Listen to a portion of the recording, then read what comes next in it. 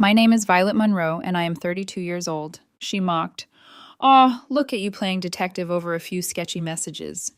When I found her using a second Snapchat account, I said, I'm not playing, but you are. She didn't laugh when I handed her a flash drive and said, Your game's over. Enjoy explaining this to HR tomorrow. That is how the story ends. But this is how it began. I operate on a simple principle. Trust is not a feeling. It is a verification of consistent behavior. For the first 2 years of my relationship with Daniel Carter, his behavior was consistent. We built a good life together. He moved into my house. We shared expenses. We talked about long-term investments, retirement projections, maybe children one day. We were stable, predictable, functional. Then, about 6 months ago, the data shifted. At first, the deviations were minor. His phone, once casually abandoned on the kitchen counter, became permanently attached to his palm. When it wasn't in his hand, it was face down, always face down. A small change. But patterns are built from small changes. Then the late nights began. Budget meetings, he said. A high-stakes restructuring project managed by Senior VP Marcus Thorne. Marcus this, Marcus that. Marcus thinks, Marcus wants. His vocabulary changed, too. He started using corporate shorthand that wasn't part of his usual speech. Inside jokes I wasn't included in. Smirks at his screen. Micro-reactions when messages came in. I don't believe in paranoia. I believe in pattern recognition. The breakthrough came from sheer carelessness. We were watching a movie in the living room. The TV was connected to my iPad. A notification banner slid down across the top of the screen. It wasn't a text. It wasn't an email. It was Snapchat.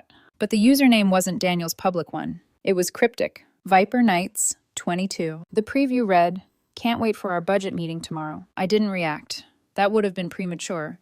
I simply filed the name away. The operation moved from passive observation to active reconnaissance. Later that night, I searched the username, private account, locked down.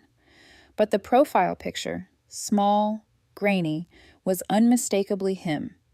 Only this version of him was posed differently. Shirt slightly unbuttoned, expression curated.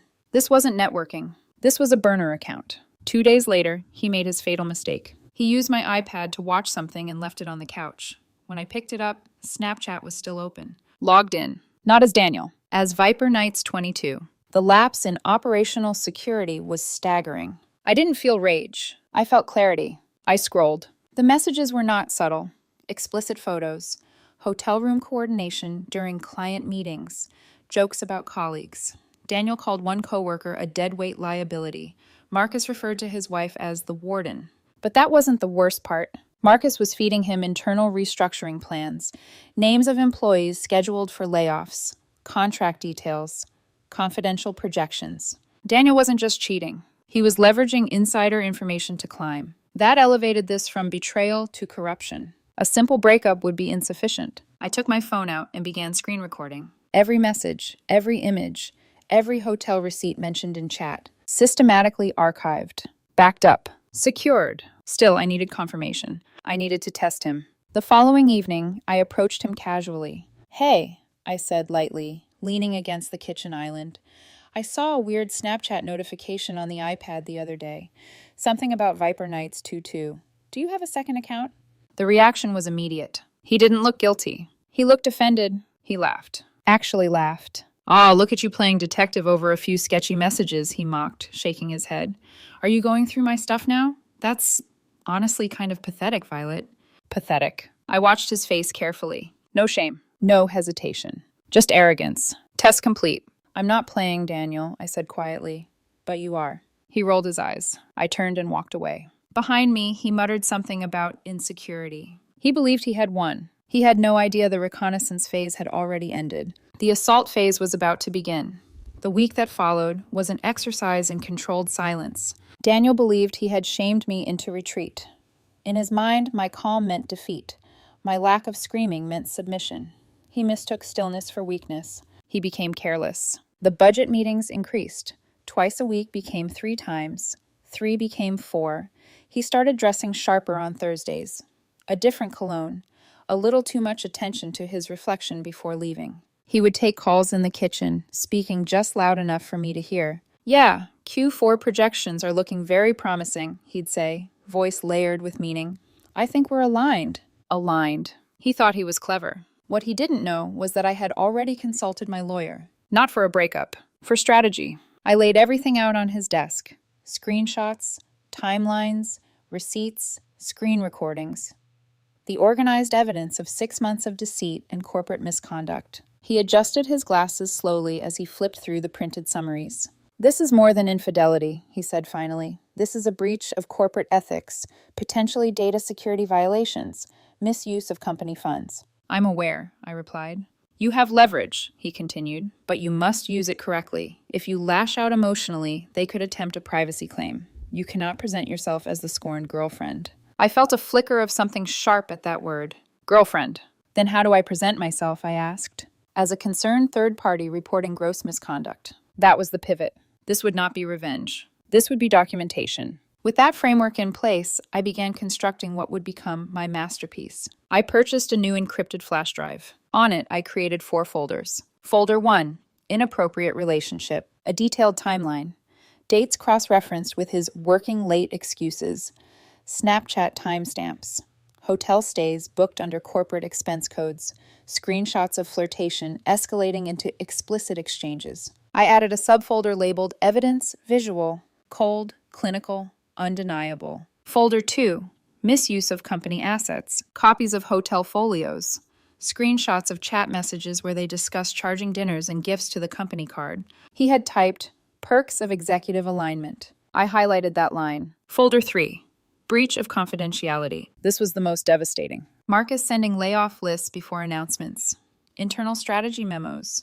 Client contract details. Daniel replying, Perfect, I'll position myself accordingly. He wasn't just sleeping his way upward. He was exploiting a system. Folder 4, Code of Conduct Violations. I downloaded the company's official code of ethics. Fraternization policies between managers and subordinates. Confidential data handling standards. Corporate card restrictions. I highlighted every clause they violated. The flash drive became an indictment. While I built it, I lived with him. That was the strangest part. We ate dinner across from each other. He asked about my day. He kissed my forehead before bed. Sometimes he texted Marcus from the bathroom. The duality was almost impressive. One night, he came home flushed with excitement. Marcus says big changes are coming, he said, pouring himself a drink. I might be stepping into something significant. He smiled at me. That smile used to mean partnership. Now it looked like greed. Congratulations, I said evenly. He leaned back, studying me. You've been weirdly calm lately, he noted. Have I? Yeah, almost like you don't care. I held his gaze. I care about facts, I said. He laughed, dismissing it. Amateur mistake. Once the flash drive was complete, I prepared 2 identical packages. Each contained the encrypted flash drive, a printed executive summary, a clear outline of violations. Signed simply, a concerned employee. Target 1, the head of human resources. Target 2, Catherine Thorne, Marcus's wife. I found her address through public records. She deserved the truth. Not filtered, not emotional, not weaponized. Just undeniable facts. The packages sat sealed on my desk for 3 days. Timing matters in strategy. Then Thursday arrived. Daniel came home glowing. He barely made it through the door before announcing it. I got promoted, he said, breathless. Official title change. Salary bump. Direct strategic oversight. Signed off by Marcus Thorne. Of course it was. He paced the living room, recounting how Marcus had advocated aggressively for him. He expected applause. He expected admiration. He expected me to look at him the way I used to. Instead, I let him finish. I let him bask in the illusion. Then I stood up slowly and walked to my desk. From the drawer, I retrieved a 3rd flash drive. The decoy. I returned to him and held it out. He looked confused. What's this? This, I said calmly, is the end of the game. His smile faltered. What are you talking about? It's a comprehensive summary of your activities over the last 6 months. The blood drained from his face in stages. My activities? Your budget meetings, your hotel stays, your second Snapchat account, your conversations with Marcus. Silence. Then, that's insane, he snapped. You're being paranoid. I'm not playing, Daniel, I said softly. I'm the one who found the open playbook. He stared at the flash drive in my hand like it was radioactive. I dropped it onto the coffee table. Your game's over, I said. Enjoy explaining this to HR tomorrow. He lunged forward, grabbing it. You wouldn't, he breathed. Wouldn't I? I tilted my head slightly. The originals were sent via courier this afternoon. 1 to HR, 1 to Catherine Thorne. His fingers trembled. No. They should be opening them about now. The sound that left him wasn't anger. It was fear. Pure, unfiltered fear. And that was the moment I knew. The operation had succeeded. Daniel stood in the center of my living room like the floor had turned to ice beneath him. He kept staring at the flash drive as if he could will it into being harmless. Then his eyes snapped up to mine. You sent it?" he whispered, voice cracking on the last word. I didn't answer right away, because timing matters. I let the silence do what silence always does. It forces the other person to fill it with their own terror. "Yes," I said finally, "I sent it." His face twisted, cycling too fast for him to control. Anger, panic, calculation. Then back to panic, because calculation requires options, and I had removed his. "You can't do this," he said, louder now, trying to rebuild his spine. "This is private. This is revenge." "It's documentation," I corrected. He flinched, like the word hit harder than any insult. "You went through my messages." "You left them open," I said calmly, on my iPad. "That doesn't—" He cut himself off, swallowing hard, eyes darting around the room as if the walls might offer him an escape route. "You're trying to ruin me." I took a slow breath. "I'm not trying," I said. "I already did." His jaw tightened. He tried to step toward me, tried to tower over me the way he used to during small arguments, back when I still cared about winning. "Violet, listen," he started. "No," I said, the word quiet but absolute. That stopped him. I watched the rage flicker behind his eyes, searching for a target. He couldn't direct it at Marcus, not yet. Marcus still had power. He couldn't direct it at HR. They were faceless. So he aimed it at the only thing he could see. Me. "You're vindictive," he hissed. "You're cold. You're—" "Strategic," I finished for him. His mouth opened, then closed again. He didn't like that I wasn't crying. He didn't like that I wasn't shaking. He didn't like that he couldn't rewrite the story into one where he was the victim of an emotional woman. Because that was his favorite trick. Turn my pain into my flaw. Turn his betrayal into my overreaction. I stepped past him toward the hallway closet. "I packed your essentials," I said over my shoulder. "What?" he barked. I opened the closet and dragged out 2 suitcases. His suitcases, already zipped. I set them by the front door with a soft, deliberate thud. His eyes widened, almost offended at the efficiency of it. "You packed my— Violet, you can't just— This is my home too." "It's my house," I said, turning to face him. "You moved into it, and you've been using it like a hotel in between your meetings." He looked like he wanted to scream, but screaming would mean admitting he had lost control. So he tried bargaining instead. "Okay," he said quickly, breath speeding up. "Okay, fine, I messed up, but you don't have to do this. We can handle this privately." Privately. Of course he wanted it private, because private is where he thrives. Private is where lies breathe. I walked back into the living room, stood 3 feet from him, and kept my voice low. "I gave you a chance," I said. A soft question. A simple opening for honesty. His eyebrows drew together, confused. "The Snapchat thing," I clarified. "I asked you directly if you had a second account." His gaze flickered. "And you laughed," I continued. "You mocked me. You called me pathetic." His lips parted as if he wanted to deny it, but he remembered. He remembered exactly what he'd said. Because people like Daniel remember the moment they feel superior. They replay it. They savor it. He started. "No," I said again, that same quiet guillotine. "You were accurate. You meant it." He swallowed. His throat bobbed. "And that," I said, "was the moment I stopped seeing you as my partner and started seeing you as a threat." His face drained. "A threat?" "Yes. You compromised your company. You compromised your integrity. And you compromised my life by bringing it into my home." He shook his head as if the world was being unfair to him. "You don't understand," he said desperately. Marcus pushed it. He made it easy. He said it was how things work." I stared at him. There it was. The first attempt to shift blame. I felt something in me go very still, like a lock turning. "You're already building your defense," I said. His eyes flashed. "No, I'm explaining." "You're rewriting," I corrected. "Because you've been rewriting for months." He clenched his fists. Then his phone buzzed. A notification. His entire body jerked involuntary. He snatched it up like a drowning man grabbing air. His eyes scanned the screen. The color vanished from his face. I didn't need to see it. I knew. "HR?" I asked softly. His mouth trembled. "Catherine," he whispered. And then his phone buzzed again. And again. He stared at the cascade of messages like each one was a bullet. "What does she say?" I asked, voice still even. He didn't answer. He couldn't. His lips moved without sound as he read. Then, suddenly, he looked up at me with a kind of raw, animal fear.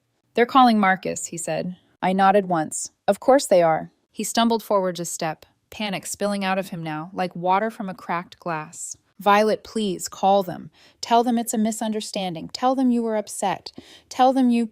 I let him speak until his voice started to break. Then I said calmly, clearly, "No." He froze. "A car will be here in 15 minutes, I continued. "It's already scheduled. It will take you to a hotel for the night." He stared at me like I'd announced a death sentence. "You can't control everything," he snapped suddenly, trying one last surge of defiance. I tilted my head. "I controlled enough," I said. He looked like he might collapse. I stepped closer, lowered my voice to something almost intimate, because sometimes intimacy is the sharpest weapon. "You have until noon on Saturday," I said. 48 hours. Arrange for professional removal of the rest of your property. If it's not gone by then, it will be considered abandoned and disposed of at your expense." His eyes shone, not with tears yet, but with the threat of them. "You're enjoying this," he whispered, accusatory. I held his gaze. "I'm finishing it," I said. Then I turned, walked down the hallway, entered my bedroom, and locked the door. Behind it, I heard him, breathing too fast, pacing, making small, desperate sounds like he couldn't find the shape of reality anymore. For the first time in 6 months, Daniel Carter wasn't in control of anything. And somewhere out there, HR had a flash drive. Catherine Thorne had a flash drive. And Marcus Thorne was about to learn what happens when you build your empire on someone else's silence. The bomb detonated at 8:17 a.m. I know the time because Daniel called me at 8:18. I didn't answer. I was already at my office, seated calmly at my desk, coffee untouched, phone face up beside my keyboard. I watched it vibrate across the polished wood like a trapped insect. "Daniel, Daniel, Daniel." Then the calls stopped, and the text began. They deactivated my badge. "Violet, what did you do? They pulled Marcus into a meeting. This isn't funny. Call me." I didn't respond. I didn't need to. By 9:02 a.m., an unknown number tried to reach me. I let it ring. If it was HR, they wouldn't leave details on voicemail. If it was Marcus, I had nothing to say. At 10:11 a.m., Daniel sent a single message. "He's fired." No punctuation, no strategy, just collapse. I pictured it without effort. Marcus Thorne, confident, composed, accustomed to being the most powerful man in any room, summoned into a glass-walled conference room. HR legal. The flash drive connected to a company laptop. Folder by folder. Screenshot by screenshot. Gross misconduct. Breach of confidentiality. Misuse of corporate assets. There would have been no shouting, just the heavy silence of undeniable proof. Escorted out before lunch. Daniel lasted until 1:34 p.m. His next text was shorter. They put me on administrative leave. By Friday afternoon, it became termination for cause. The investigation, according to a contact I had discreetly informed weeks prior, took less than 5 days. The evidence was too organized, too comprehensive. There was no ambiguity to exploit. Marcus lost his title, his access, his credibility. Daniel lost everything attached to Marcus. But the corporate fallout was only half the blast radius. Catherine Thorne received her package at 6:42 p.m., the same Thursday night. I know because I paid for signature confirmation. She signed for it personally. What she felt as she opened it, I can only infer. The executive summary. The folder labeled Evidence Visual. The hotel receipts charged to corporate cards. Her husband's double life itemized. I heard through quiet channels that she filed for divorce within 2 weeks. Not hesitation, not therapy. Divorce. Marcus didn't just lose his job. He lost his marriage. And according to a mutual acquaintance, he lost a significant portion of his net worth in the settlement. Daniel tried to call me 3 days after he was fired. I answered that time. He sounded smaller, like someone had pressed him into a narrower version of himself. "You destroyed my career," he said, voice hoarse. I leaned back in my chair. "I presented facts," I replied. "You didn't have to send it to Catherine," he snapped weakly. "I didn't have to lie for you either," I said. Silence. Then, quietly, "I loved you." I closed my eyes for a second. "That's what makes it remarkable," I said. "You did all of it anyway." He exhaled shakily. "They're blaming me for everything," he said. "Marcus says I was careless." I almost laughed. "He's not wrong," I said. That hurt him. I could hear it. "You think you're better than me," he muttered. "No," I said evenly. "I think I paid attention." He hung up without saying goodbye. The smear campaign began shortly after. Subtle at first. Mutual acquaintances hearing that I had overreacted, that I was unstable, that I had invaded his privacy. But stories need oxygen, and his had none. I had already told a small circle of trusted friends a sanitized version. I discovered Daniel was in an inappropriate relationship that compromised his company. I ended things. No theatrics, no drama, just facts. When people asked him what happened, he couldn't give details without exposing himself. So he stopped trying. By month 2, the industry whispers had settled into something permanent. Daniel Carter was radioactive. Marcus Thorne was a cautionary tale. And I was quiet. 4 months later, the house felt different. Cleaner. Not because of air fresheners or new paint. Because the threat had been removed. I sold it. Not out of sadness. Out of efficiency. I bought a new place across town. Smaller. Brighter. Entirely mine from foundation to memory. Sometimes people ask me if I regret going nuclear. If I feel guilt. If I miss him. I don't. Because this was never about rage. If it had been rage, I would have screamed. Thrown things. Posted screenshots online. Rage is messy. Strategy is precise. Daniel thought he was playing a complex game. He thought secrecy made him superior, but he left the playbook open. He underestimated the person sitting across from him at the dinner table. He mocked me for playing detective. In the end, his entire life unraveled because I organized the truth into labeled folders. Trust is not a feeling. It's a verification of consistent behavior. And when the behavior changes, you don't panic. You observe. You document. You act. Operation Meltdown was never about revenge. It was about neutralization. The ecosystem was corrupt. I removed myself from it. And then I removed its architects. My life now is calm, orderly, logical. The crater he left behind? It's not mine.